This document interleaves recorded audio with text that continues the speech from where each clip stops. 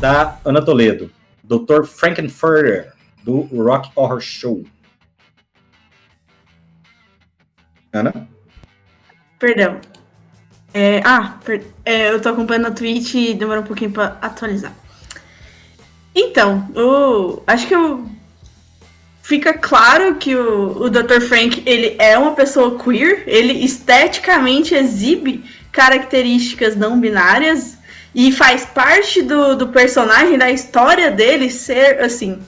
Eu escolhi ele em particular porque, primeiro, ele faz uma excelente referência com o Frankenstein, mas ele pega aquela história e dentro do filme reconstrói o problema usando a identidade do personagem como eu posso falar?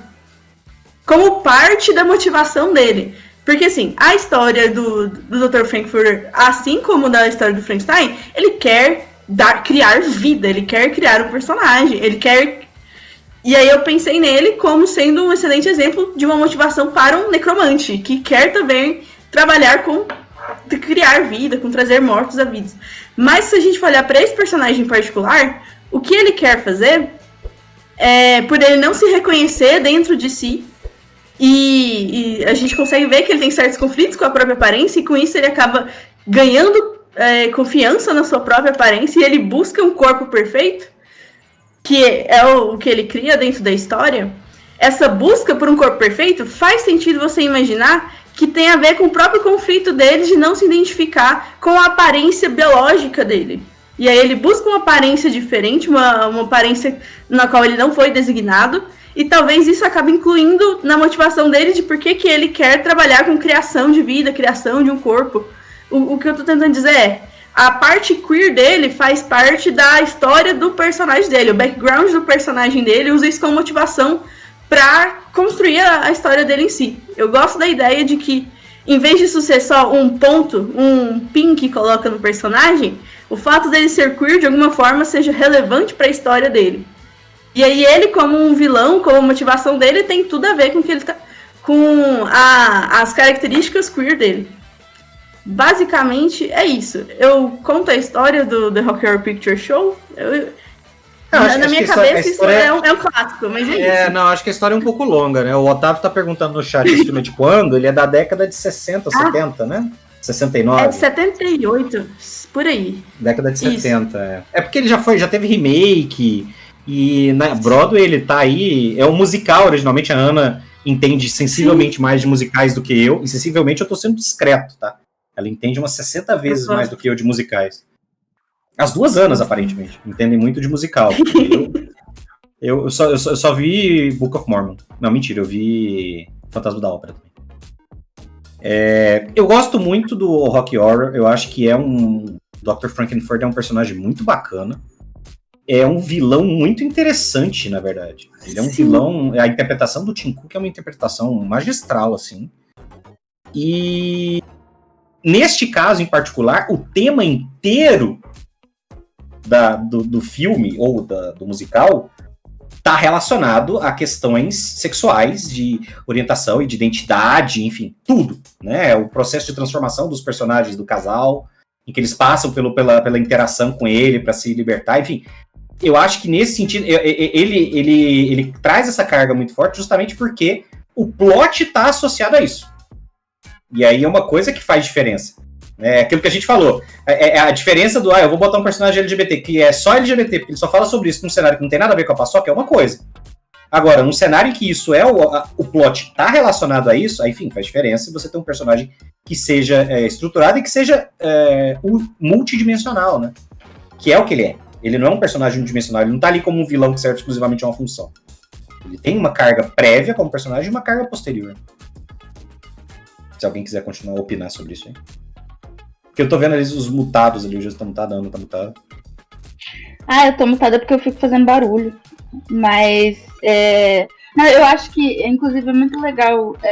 Eu gosto muito do Rock Horror, e eu acho que uma coisa legal foi que quando eles fizeram Tem um projeto eu esqueci como chama o canal dos Estados Unidos, que tem feito umas versões filmadas musicais de palco, que eles fazem no palco, mas filmam e aí botam enfim, é uma coisa meio híbrida, assim. E quem fez o Frank-N-Furter foi a Laverne Cox, que é uma mulher trans.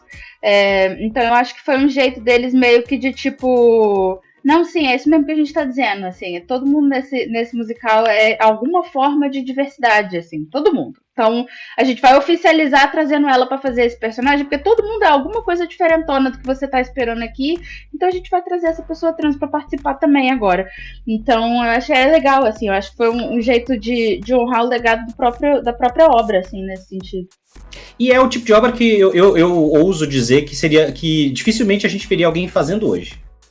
Eu acho. Isso é uma coisa que eu acho interessante. Eu acho que ela tá muito bem ambientada na década de 70, que era uma coisa de contracultura, da cultura hippie, em que as pessoas tinham o objetivo de vamos fazer uma coisa que seja, entre aspas, histriônica, porque é uma coisa exagerada, propositalmente, né? A linguagem dela é propositalmente exagerada, porque a gente quer mostrar isso. E eu acho que hoje em dia as pessoas talvez não quisessem fazer, porque as pessoas olhassem e falassem, não, vamos fazer uma estética um pouquinho mais comedida, para não ficar over, e não sei o que. Eu tenho a impressão de que hoje talvez existisse um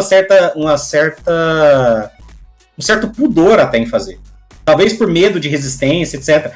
E as pessoas hoje interpretam Rock Horror justamente porque é uma coisa histórica. Eu acho que as pessoas se sentem confortáveis em fazer montagens e tal, justamente porque ninguém vai olhar e falar assim, nossa, mas não tem como vocês fazerem isso numa versão um pouquinho mais abaixo, assim, né? Fazer um tom abaixo e os caras vão falar, não posso, esse aqui é um clássico. Olha a contradita, mas é que hoje as pessoas, elas querem ser mais comedidas, elas querem ser mais retraídas, porque na década de 70 e 78 foi lançado esse filme. Porque se não tivesse isso daí e a água não tivesse ondulado naquela época, ela ia ondular depois. Eu acho que a nova geração pudica filhos de pais hippies, né? Tudo que os pais hippies defendiam de liberdade, os filhos estão aí falando, ai, nossa. E vai chegar a hora que a geração, ela muda, é só um ciclo. Essa geração da Maris Alves de jovens que a gente tem hoje em dia, que acha que tudo é um absurdo. É a contra-cultura. Os jovens da Maris. Igual os roqueiros reaça, né, de hoje em dia também. Roqueiro reaça, Nossa senhora, que horror. Mas eu não comentei muito, porque eu não assisti Rock Horror, e, na verdade, eu só conheço o personagem porque sempre que eu ouço falar do Tim Curry, eles falam que esse é um dos melhores personagens que ele fez na carreira. Assim. Então, tem o personagem como referência do ator, mas eu mesmo não conheço o espetáculo ou o filme. Salvo engano, ele tá tanto na peça original como no filme, né? Acho que ele é o único caso, um dos poucos casos em que ele faz as duas coisas, né? É ele que fez os dois. Na verdade, no filme, o diretor do filme, que também é um personagem, ele também tava no musical. Eles quase pegaram assim, quase que o elenco original e fizeram o filme. Olha só, não sabia.